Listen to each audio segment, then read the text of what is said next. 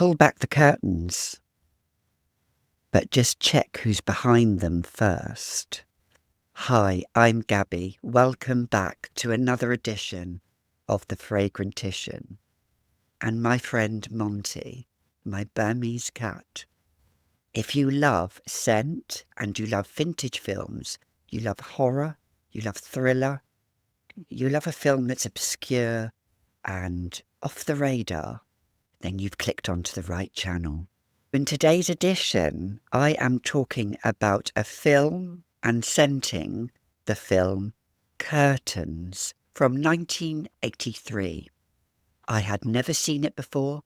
I've just watched it for the first time, and I'll be doing the synopsis of it and what I think of it, because it is a very different kind of film. When it was at the cinema, it was very short-lived, I do believe. Also, it was divided into two parts because a director was fired. So the actual film itself, to some, may not seem as cohesive as normal films should be.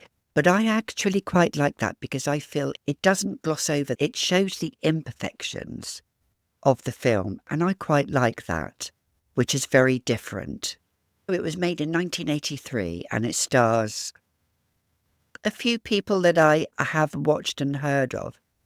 It stars the Queen, Samantha Eggar, that I did talk about in my previous video, but she plays a very prominent role in this film.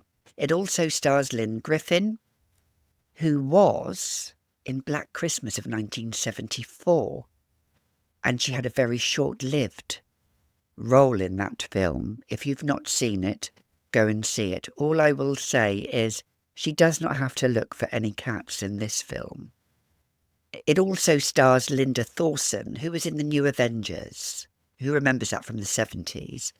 I quite liked Linda Thorson. It also stars some other Canadian actors and actresses, but it also stars John Vernon, who again was in the previous video. I didn't know this, but he plays quite a prominent role in this film. It was the one and only film that I've seen that was directed by a fictional character, Jonathan Stryker, which was quite odd, really, being as the original director directed half the film, and then the producers stepped in and directed the other half of the film, and they used a fictional character. So that was quite strange in itself. It opens up with Samantha Eggar and the curtains come across with the film, which I think is quite kitsch as it opens up. She is a stage and film actress. She's a method actress. She actually gets into the role as an actress. She's auditioning for the part of Audra, which is directed by Jonathan Stryker. That's how odd it is, which is the fictitious name played by John Vernon. However, she then decides that she wants to really fit the role. The next scene you see is her going into a mental institution. We used to call it lunatic asylum in the day. I don't think you can call it that. And she commits herself to this sanatorium, to this clinic. Her agent, or the director that he's cast her of the film, Jonathan Stryker, goes to see her, but she starts to become distant from him and distant from the role. She actually becomes slowly depressed. The asylum itself, the sanatorium, does depict quite a sensitive issue with mentally challenged people. It was of that time, of the 1980s, early 1980s. You do see some quite horrific scenes in it, but there is a scene where she actually watches a TV scene and they are watching her in the sanatorium, and then they are looking at her and starting to laugh, and she's slowly realising that she is not faring too well. She is going into the darkness of depression. Her agent and director, Jonathan Stryker, decides to abandon her effectively and audition for 6 more actresses. And he just leaves her there, unbeknownst to her, until she sees Variety magazine and he's auditioning for these 6 actresses. She escapes from the sanatorium and she makes a dramatic entrance to the secluded home that he has, where he is auditioning these 6 actresses, although one of them is killed even before she gets there. There are 5 actresses, young, beautiful, all in their mid-20s, late 20s, and from a different variety of backgrounds. One is a comedic actress, which is played by Lynn Griffin, and she is excellent in this role. She really takes this role. I don't know whether I should say this, but I saw a lot of myself in her with some of the one-liners she was saying, because she's quite a dark character. She's quite dark in this film. There's also a choreographer and a ballerina. She's beautiful. There is an accomplished ice skater who they actually trained in this film. Her name was Christy, the name she played. And one of the other actresses who was in the film trained Christy to dance on the ice skating rink. I'll come back to that in a minute. There is another actress, and she'll do absolutely anything to get the role. She uses the F-bomb, and she just said, I want to be to get the role. There is another actress, Linda Thorson, who's probably maybe in her 30s, and she is quite an accomplished actress. She actually says she would kill for this role. So, the synopsis of this story is about a serial killer slasher film, but it's done with much more, in my opinion, opulence and elegance. And this is why I'm quite drawn to it. Each of the actresses, I will say it was before the Me Too movement or that kind of thing. The director actually abuses his power of being a director and sleeps with a couple of the girls and manipulates them. He's quite a nasty character. I did root for him getting killed straight away. The environment where he has them auditioning, where he has them making their cast on their casting couch, as it were, it's quite a cold, harsh environment. It's in the middle of winter. You feel it's either January or February or March. It's in that kind of time. It's set in Toronto in Canada, in the countryside, and it's very, very secluded. And it gives it such this atmospheric theme to it that you don't really see a lot of slasher horror films, serial killer films in the dead of winter. There is another film that I will be watching, I've seen, that's set in the middle of winter, which is extremely good. Apart from that, you don't really get to see many more. It really creates the scene for this gothic, dark atmosphere. So these actresses are at a 2-day boot camp, and he wants to see what they're like, and he uses scenes where he quite perverse in his scenes. There is a scene of a sexual nature in one of them. There's another scene where he uses an old woman's face mask to cover her head, and he really manipulates the situation. However, it slow burns for the first half an hour or so, and then the killings start to happen. The first killing does start to happen before the other girls arrive at the house, but then the killings do start. And there is an iconic scene where you see Christy dancing beautifully to this song, and it stops. It's sunshine, but it's cold, it's bitter. And she spots a doll in the snow. She thinks it's a body, and then she uncovers it, and it's a little doll. And then, to her horror, she sees this killer coming across the ice skating rink with this old woman's face mask and old hag hair all down, covered over this killer's head. And it's done in slow motion. It's really horrific. There is no really blood or gore in this film. again, it leaves it to your imagination. She fights off the killer. I will be talking about some spoilers in this film, but I'm not going to actually talk about the main spoiler at the end of the film because it does end quite abruptly. If you do want to watch this film, please go watch it. It's on YouTube in high definition. So the killer doesn't kill her straight away. She gets him off and she walks in the snow where he's just struck her, or she has just struck her, on the shoulder. However, much to her surprise, she gets killed off. And it's quite sudden. This ice skating scene apparently is quite iconic. I'd never seen this film before. And to watch that in broad daylight, sunshine, with the backdrop of the snow, I think the photography was done really well. This horrific old woman hag mask is genius in this film compared to other masked serial killers, I think. And it's not talked about more. It is one of these films that's off the radar. Maybe it didn't have a high budget, but who cares? It really entertained me right till the very end. It keeps you guessing throughout the whole of the film who the killer is, because it was directed by two different people. The first half, you think to yourself, it's going to be Samantha Egger. She's getting revenge on the other girls. But is it? Until the very end. And it keeps you guessing right till the very end. In the second half of the film, after about 45, 50 minutes, because it's just under an hour and a half long, the scenes get a bit mismatched, but I quite like it.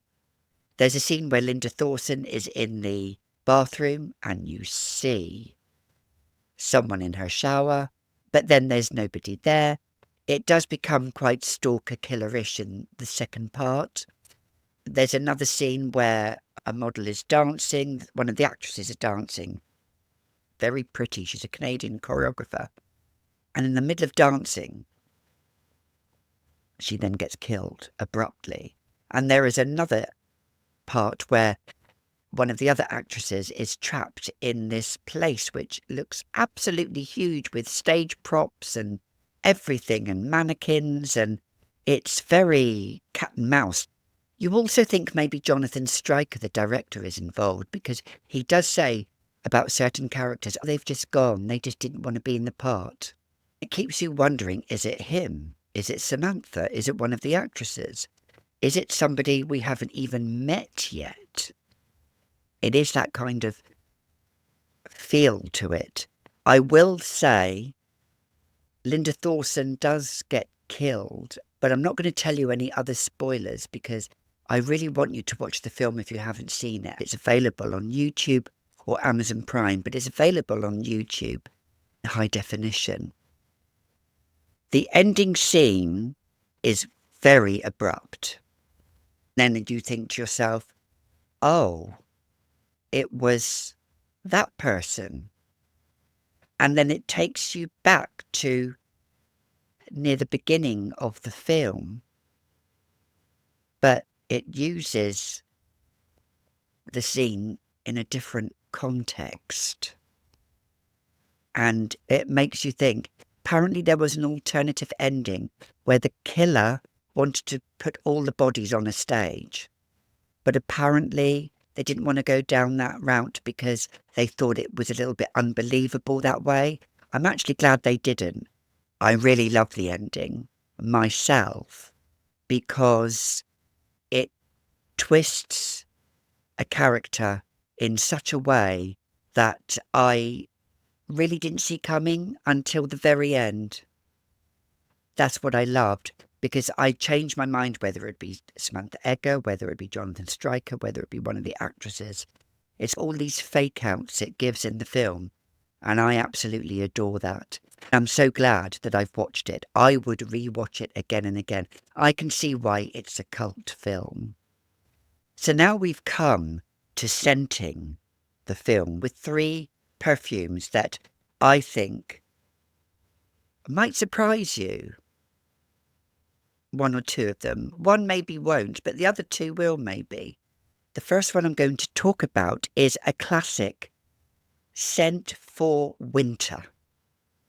And I think it suits the film perfectly. It suits the gloomy, atmospheric, gothic feel to the film. And it is by the brand Juliette Has a Gun, and it is called Midnight Oud. Don't be frightened if you don't like an oud scent. Oud being gaiac wood that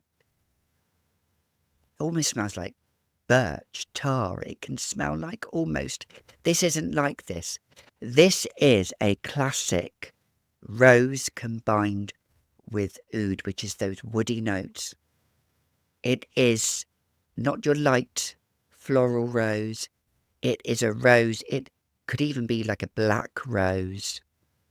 It's that potent. It's a strong scent. It smells absolutely beautiful to my nose. The sillage is at twice the arm's length. It could fill a room if you overspray it. But I feel that this scent goes with the whole vibe of the film. It goes with the darkness of the film. It is one of those scents I would wear in winter. We're coming towards the end of winter now, but we don't know what March is like. But it's easily a transitional scent from winter to spring on the really cold days when you want to feel like a temptress, like these actresses are, because one of them in particular is such a temptress in a hot tub scene. And she will probably do anything. She would spit on her own mother and drown her. That's what she's like. I feel she could easily wear this scent. Not that this I'm saying is a bad scent. I'm just being subjective. Would she wear this? Would some of the actresses wear this? Yes, they would. They've got a smoking gun and they would kill to have a role in the part of Audra. The second one is a winter floral. Actually, the last two are florals, and you know I love my florals. But this one, I think, is more wearable than the next one, if you're scared of florals. This is Serge Lutens Fleur d'Oranger, as we say in English, but I call it Fleur d'Oranger. This I wore a couple of Christmases ago as my Christmas scent. This is a beautiful orange blossom, but don't let that put you off if you don't really like orange blossom.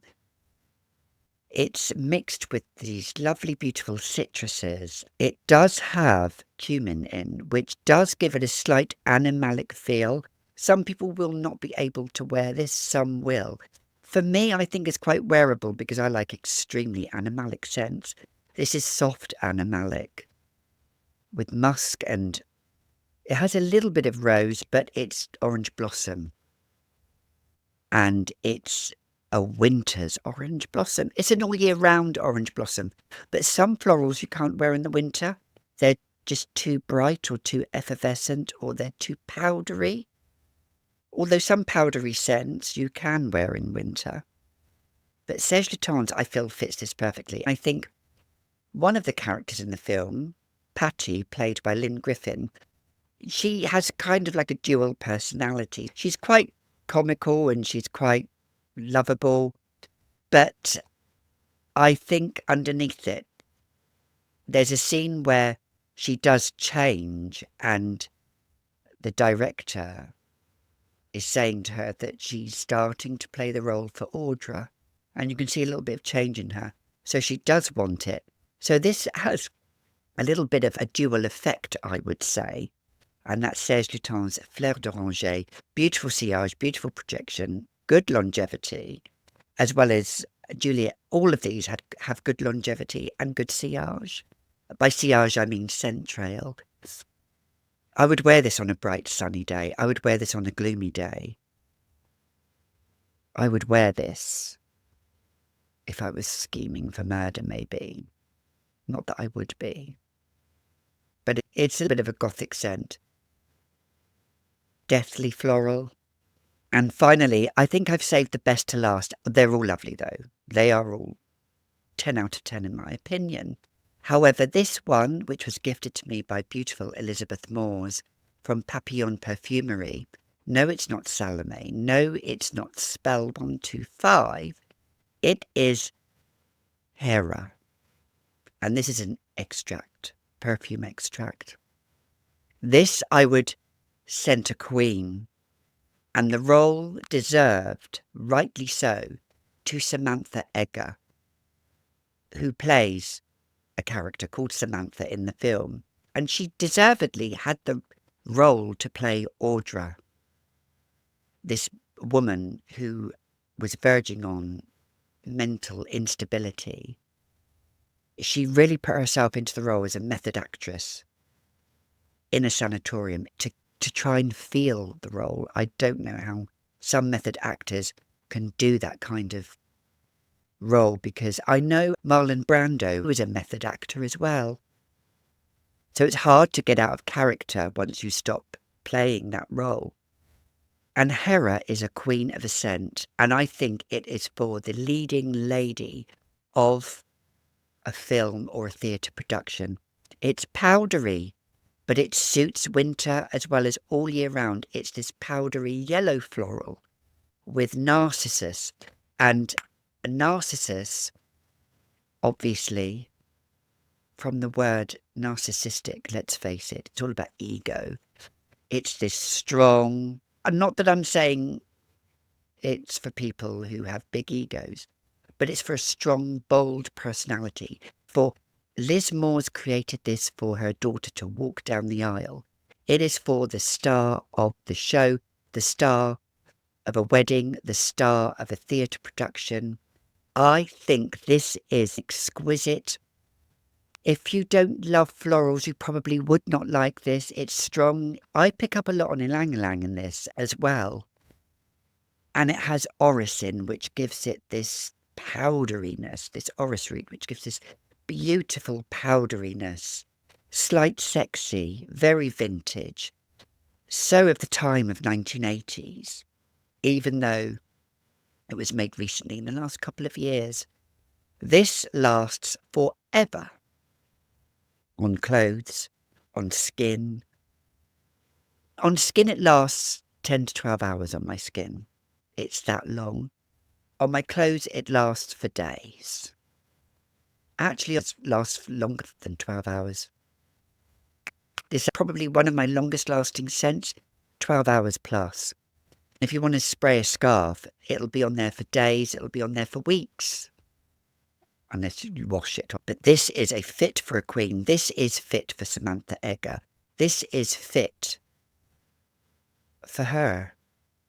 And I loved her in this film. I do want to watch her in another film by David Cronenberg, who directed this film called The Brooding, which was made about 2 or 3 years earlier.